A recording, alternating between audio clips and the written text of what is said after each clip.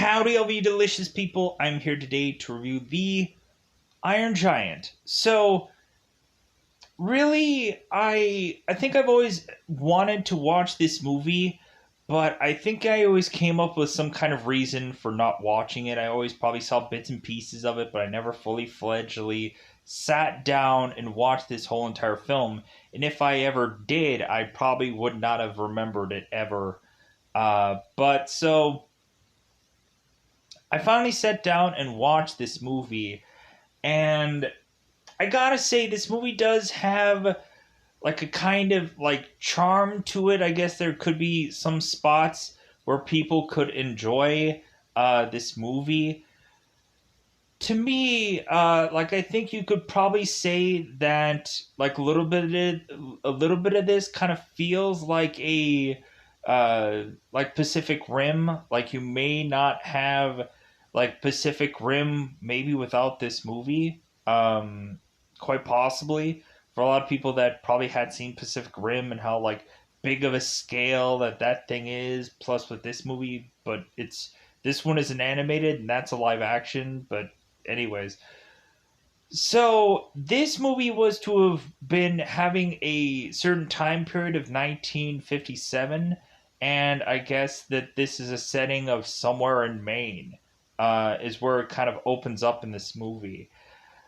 Also, some people may not have known. If you are to tell me that I am Groot, well, I could say also that I guess Vin Diesel was also to be a Iron Giant besides just being Groot. Vin Diesel was to have voiced the Iron Giant. Some people may not have caught that, or some people might have just been like, really, that's kind of interesting. So, like, Vin Diesel had done voiceover work, like, before he probably did any number of things. I think the very first, like, thing that Vin Diesel, I think, was to ever to do like before like his real like cutting teeth moment was to eventually try to do this like promo for Street Sharks. Like I think there's some video out there somewhere of Vin Diesel trying to do an advertisement for Street Sharks somewhere. And like I guess that like advertisement or whatever that he tried to do like didn't go anywhere.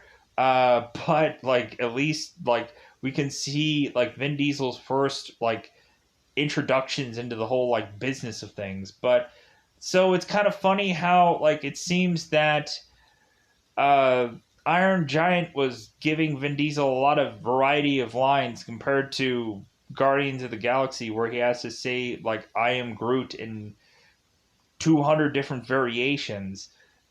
So going in here, we have some like interesting characters within this movie. We have Kent Manslev, who is to be this kind of guy who is desperate to want to drop the bomb or pull the trigger uh, on something that seems like a threat to this world. We have uh, Dean McCoppin, McCoppin, who is to come in here and be some kind of a junkyard artist, and he's to also be Harry Conning Jr. Uh, and we have Hogarth. There we go. That is to eventually be a kid that is to just eventually find a robot one night and eventually just be best friends with it. And because it seems like Hogarth is to find odd pets or just odd things that eventually turn into a technical pet, just because it's not as heavily knowledged as Hogarth is to be about things. So here's also the thing. This movie is to be a Warner Brothers movie, and you could really very much tell that because the kid in some points in this movie is to basically like say that the Iron Giant is to basically be exactly like Superman. I don't know how many numerous times that this kid has to push like the comic book of Superman like in this thing, like, hey, Action Comics Superman, like, hey, check it out. It just feels like a crappy thing to do, but whatever.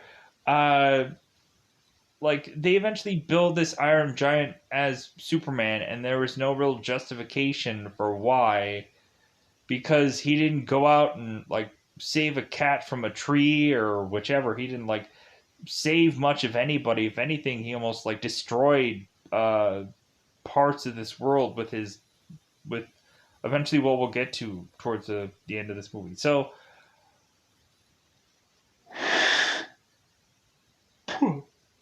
excuse me. So I think it's that coveted time to go out of our way to say it is spoiler time, just because I think it's that coveted time yet again.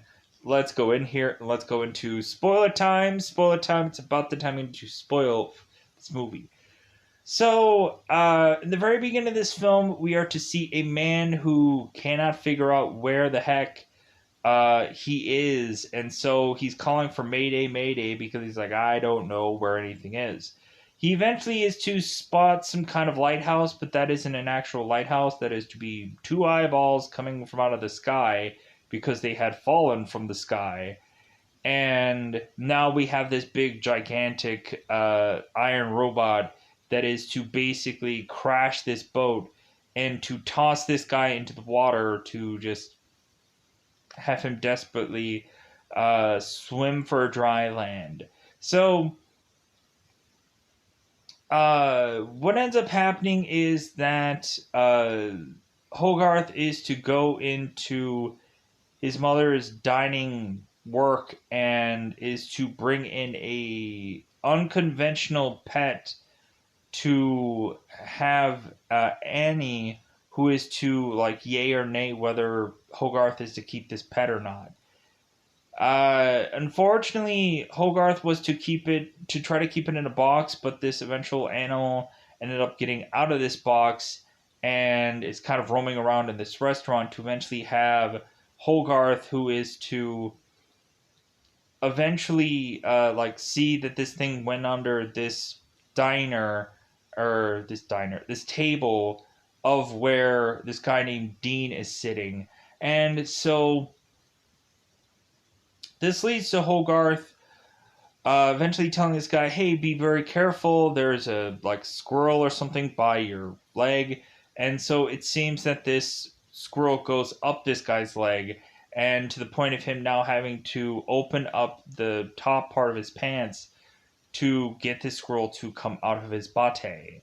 And so this rodent just starts like roaming around this whole restaurant, knocking things over.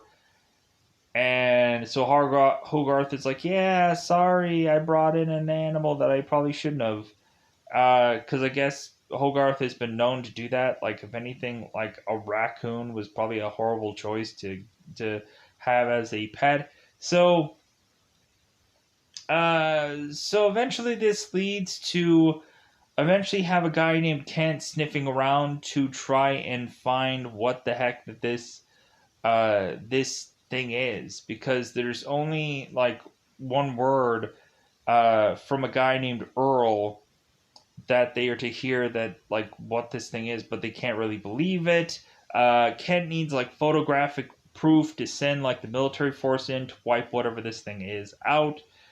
So Kent is to eventually question people, but like every time he is to go to a certain spot, all like they didn't see anything, but eventually Kent is to find like there are big chunks that had came out of something like a car or like some kind of thing here and there. So Kent is to have evidence of a chunk being taken out of something, but that isn't really proof at all of any number of things. Whew! Yeah, getting a little tired here. Sorry. So like it's about that time for me to call it a day, because this should have been a while ago that I should have been calling it a day, but I just kept on rolling. So, uh, what ends up happening is that Hogarth is to eventually go and investigate one night because he's watching some horror movie, and all of a sudden, like the satellite isn't exactly working the way he wants it to, and so that leads eventually Hogarth to eventually. And man, like I think you could have picked an easier name for a main character because I feel like I'm going to ill pronounce it every single time.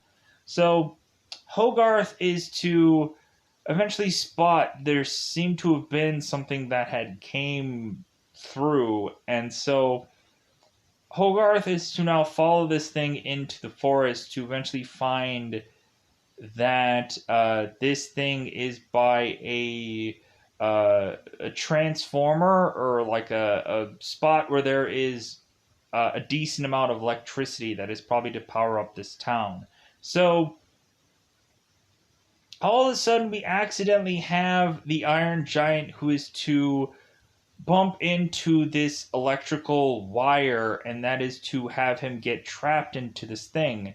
And so at first Hogarth is to run away from this, but instead he's like, you know what, I'm gonna go and help this guy. Like, I'm gonna go and turn the switch off so that way uh the Iron Giant could be able to get away and not be electrified. So all of a sudden that ends up having the Iron Giant that's like, hey man, like I like this kid. He saved me before. And so the Iron Giant is going to know that Hogarth had helped him before. And so he wants to be friends with him because I guess he's the only nice guy around town. So,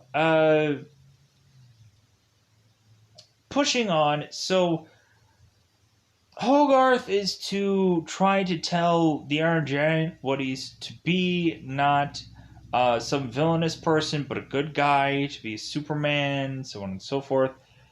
And eventually, Hogarth is to take the Iron Giant to this junkyard because the Iron Giant needs to eat like junk to survive, basically like metal and kind of stuff. So Hogarth goes to the junkyard to say, "Hey Dean, this is your new roommate, the Iron Giant." And so Dean is just like, "Okay, sure, whatever." And so eventually, we find out that Dean is some junkyard artist, and so eventually, Dean is to have the Iron Giant help him with his art instead of eating it. So because what ends up happening is Hogarth is to eventually like start to tell people that he saw a 100-foot giant, and it seems that Kent is like, well, hey kid, where did you see this 100-foot giant?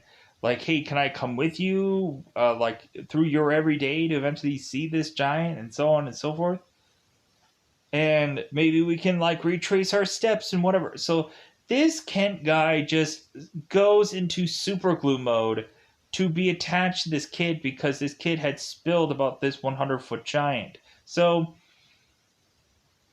if anything, Hogarth is to eventually go and put laxatives into Kent's uh, food so that way Hogarth could eventually escape to go and like spend time with the Iron Giant. So what ends up happening is that eventually Hogarth is to like play with the Iron Giant, and so the Iron Giant is to be wearing this S on his chest, and so Hogarth is to put a laser uh, to the Iron Giant, and all of a sudden the Iron Giant is to defend himself by shooting out lasers, and so Hogarth is like, oh my god, like both Dean and Hogarth are like, yeah, like I guess the Iron Giant is technically dangerous, but Dean justifies it of like this body has its own defense mechanism, and if you don't point a gun at it, if you don't threaten to destroy it, it won't destroy you. And so, because Dean at first was thinking that like that the Iron Giant was like, oh my god, so you are a weapon, you are a gun, basically. But like the Iron Giant was like, I'm no gun. But eventually, like the blast ends up hitting for the second time. They're like, yeah, like you technically are. So eventually, Kent is to go and see that it's like, well, hey, like this Giant must be at this junkyard. And so Kent goes and sniffs out this junkyard to find that there is some artistic piece that is there, and it's not the Iron Giant, but it actually is the Iron Giant that is just kind of like hiding in the background. So, what ends up just eventually happening is that uh, we're eventually pushed to eventually have uh, the Iron Giant eventually seen by all the people in the city, because what ends up happening is that uh, the Iron Giant is to be shown to the city and like prove that he's not a gun to anybody, and so the Iron Giant is to be shown by Hogarth to his mother, and then eventually like everyone in town is to see this Iron Giant. So what ends up happening is also Kent ends up seeing the Iron Giant is like, dude, we need to wipe this thing out. We need to rocket and missile this thing. Like, we need to kill this thing off right now. Because I guess for this guy, if there's ever proof that anything is to exist, they need to just kill it because it could be a threat. So, uh, so these guys are to eventually go and try to take uh, this Iron Giant out. I know I'm kind of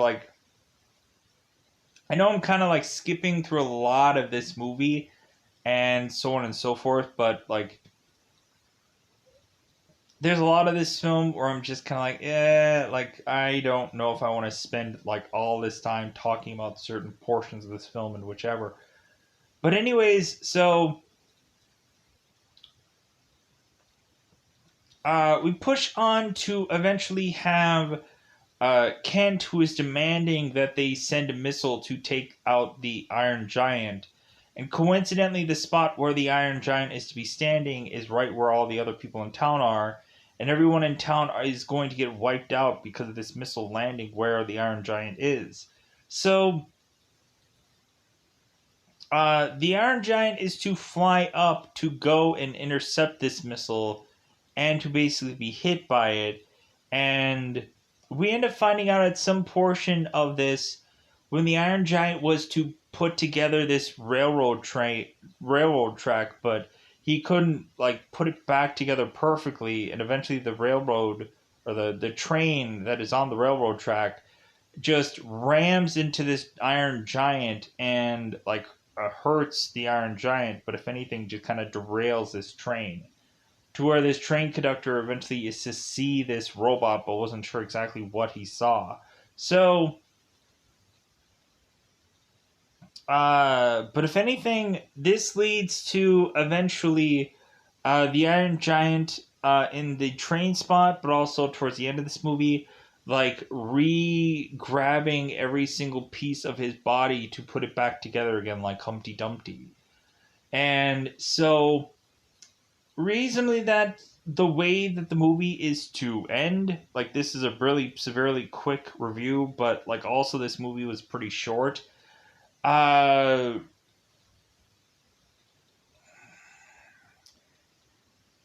really, yeah, I'm trying to think. Oh, like there was a part where like after, like I thought was kind of funny when the whole like train situation happened, how like the Iron Giant like had his body like starting to be separated, where all of a sudden like the Iron Giant's like hand was making its way through like Hogarth's like home while his mom was to be like here or at this place. And so like and so Hogarth had to like go and try to make this hand like get out of this home so that way like they wouldn't have been found out. Like I thought that moment was kind of funny. Other than that, I think that I covered like a decent amount of this movie, but like also there's not much for me to also review for this film. Just because it just kind of feels like a very light film overall.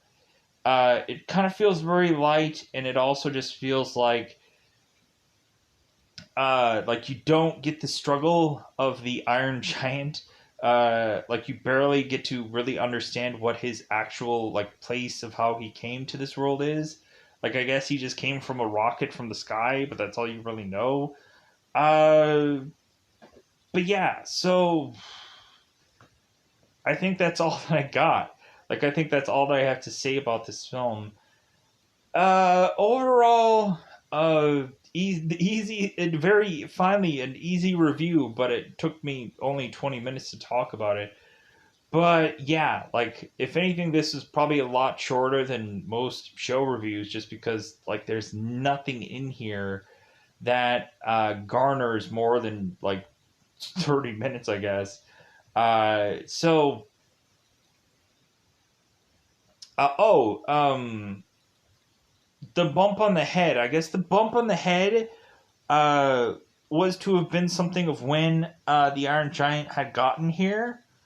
Uh, but it was kind of interesting when eventually the Iron Giant was to go to like really use all of his weapons into his arsenal because this guy got like extremely like laser happy with his arms and everything like that, and like all these defensive measures and whatever. And like it was just kind of cool that eventually once that was to happen, the dent was to like just all of a sudden like pop back out and like be perfectly fine. Um, but yeah, so I got nothing. I got nothing. The Iron Giant is just a. Uh, I would just consider this just overall just like a time killer. If you have nothing better to do, check out the Iron Giant. Uh, Really, this one doesn't have like it's hard to invest in anybody.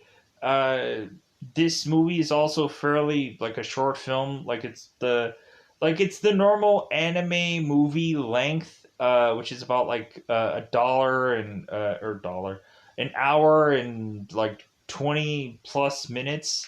So yeah, so that's good. Just to kind of like have something short that you can easily watch. That's what kind of had this ending up being. So with that said, yeah, I got nothing. I got nothing for this one. Plus, I'm also just exhausted. So I think I'm going to just get out of here. Bye, everybody.